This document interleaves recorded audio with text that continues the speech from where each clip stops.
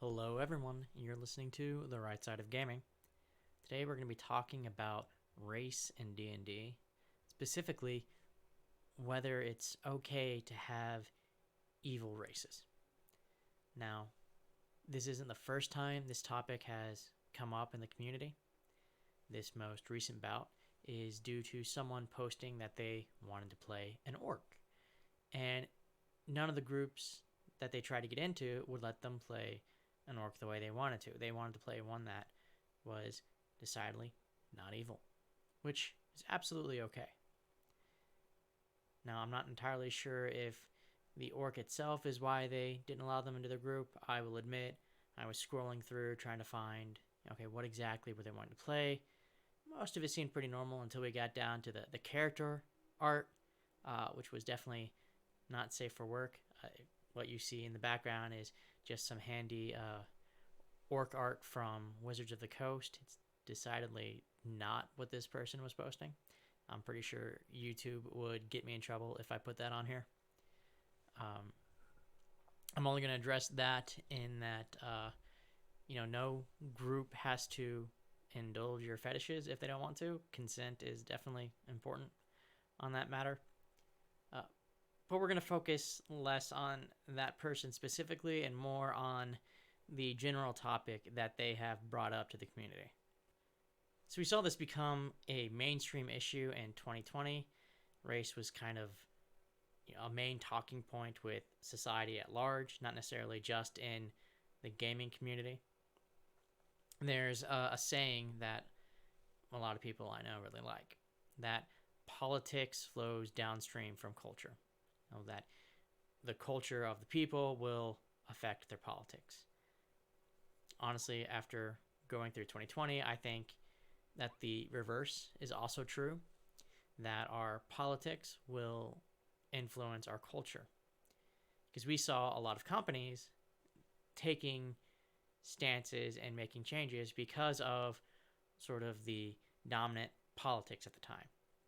So Wizards of the Coast was not an exception. They did the same thing with both D&D and Magic the Gathering. On the D&D side specifically, they decided that orcs and drow were racist depictions and they needed to change them.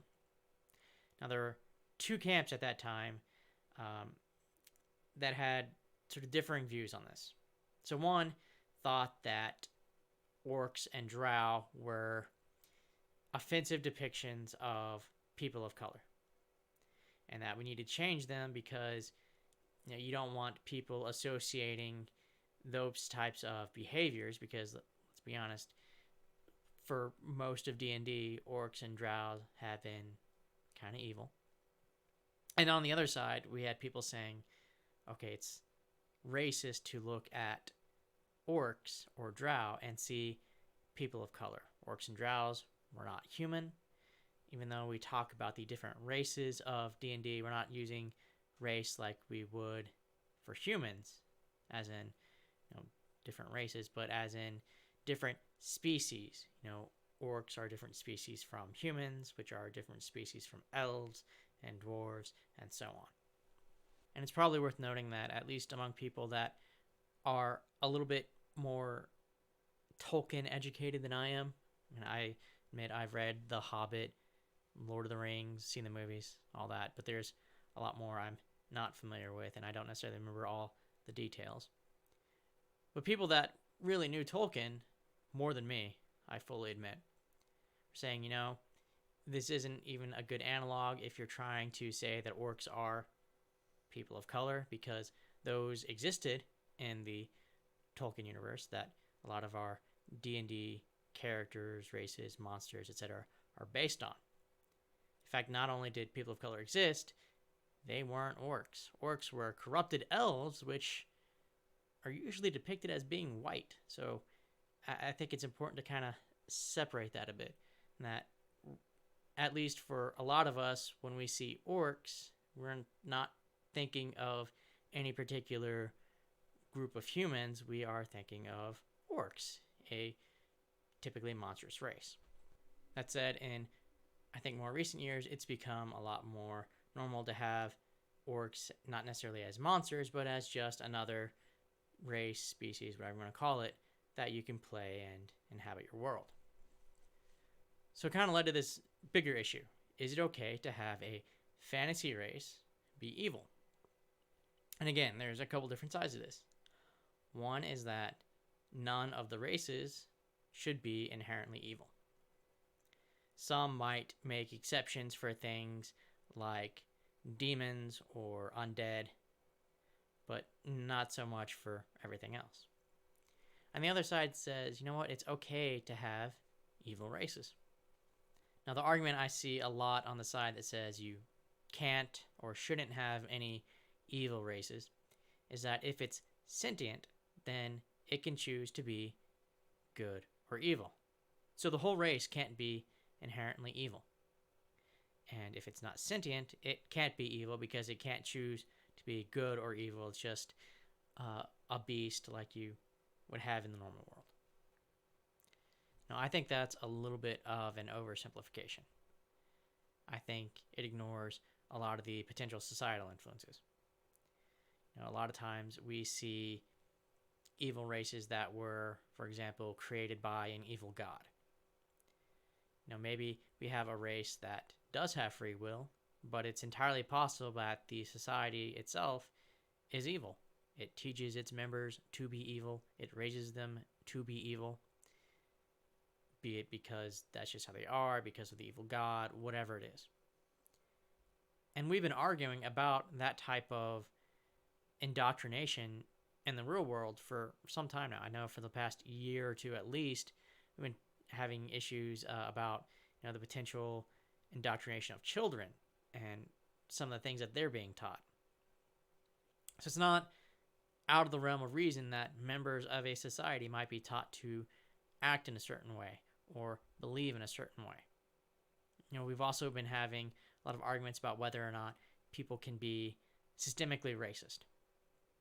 And I notice a lot of people arguing that races can't be inherently evil are the same ones that are typically saying, well, people are born racist, or they're taught to be racist, or they're encouraged by societal institutions to be racist, or more often than not, all three of those. And to be fair, I would say that racism is pretty clearly evil. So if people are being born evil, taught to be evil, and encouraged by their society to be evil, I mean, that would be an example of, well, if we're all racist, then could it be possible that they're all evil too? At any rate, they seem to think that everyone that is racist is evil, so I don't think it's entirely a bad analogy. Of course, we don't necessarily have to go down that route.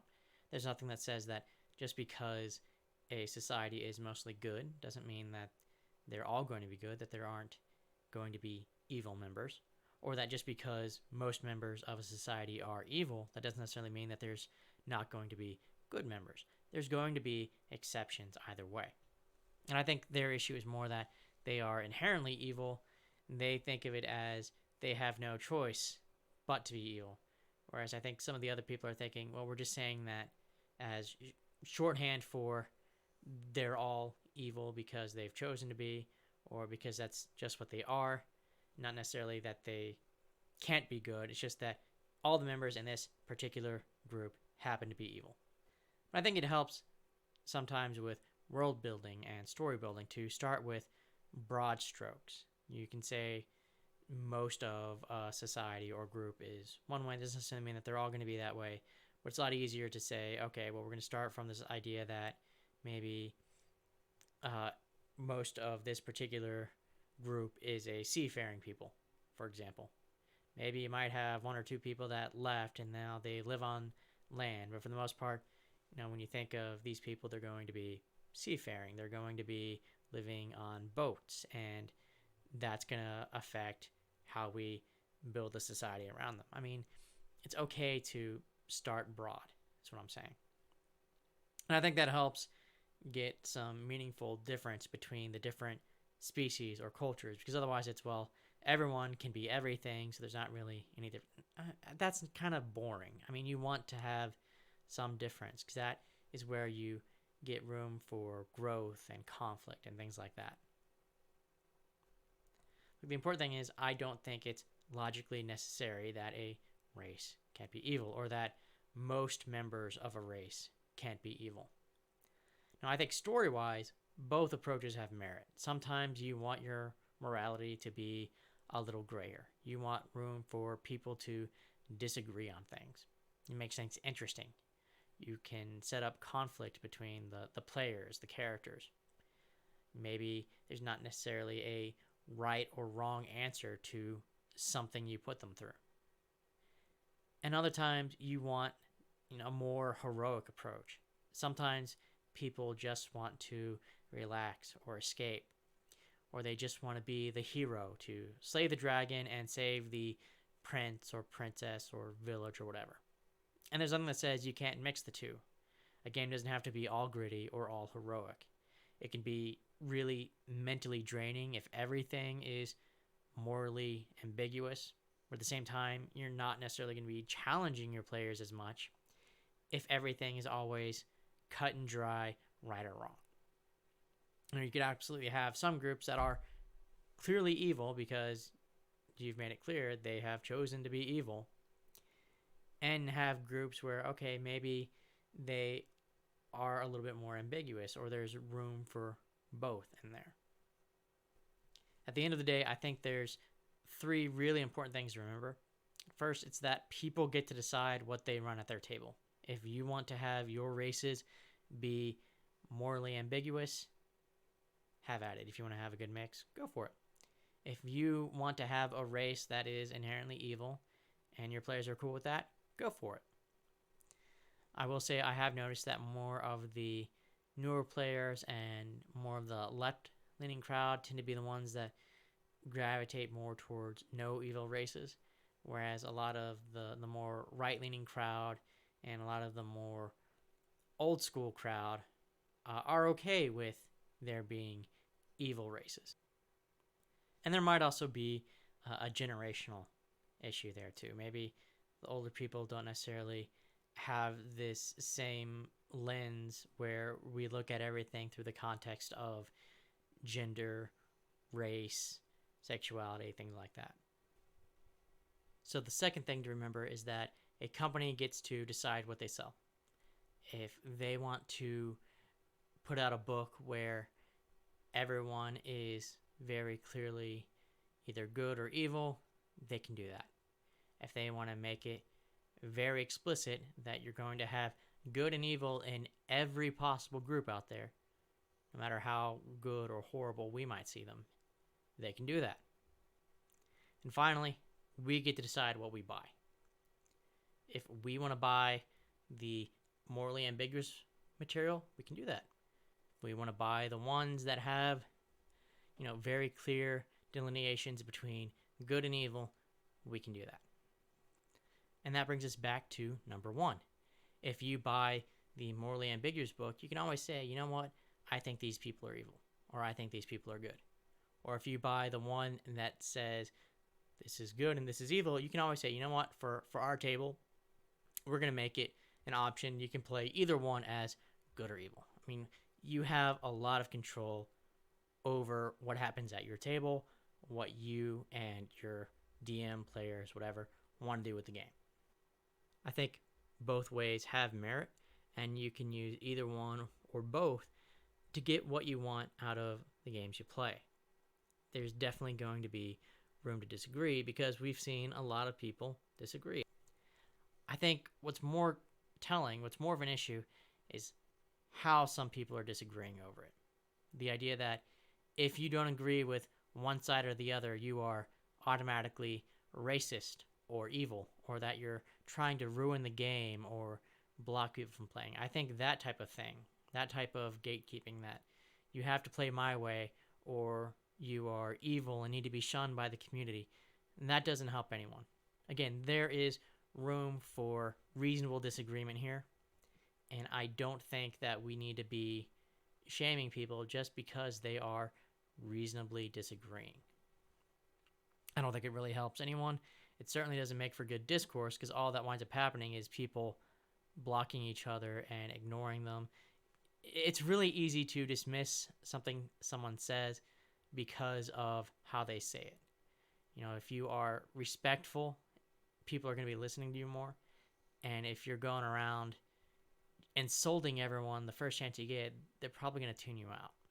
So to sum up, I don't think that we have to have it be one way or the other. I think both can be used. I think people have the right to choose which one they want, but I don't think that we should be trying to force this idea that you can't have an evil race or something like that on other people, or that we shouldn't be telling other people that they can't have, these morally ambiguous races.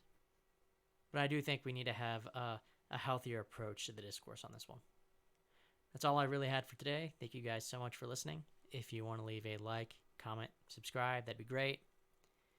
I'm honestly using a new microphone. I don't know how it's going over. So if you guys want to let me know if this sounds better or if I need to work on it, I'd actually really appreciate that.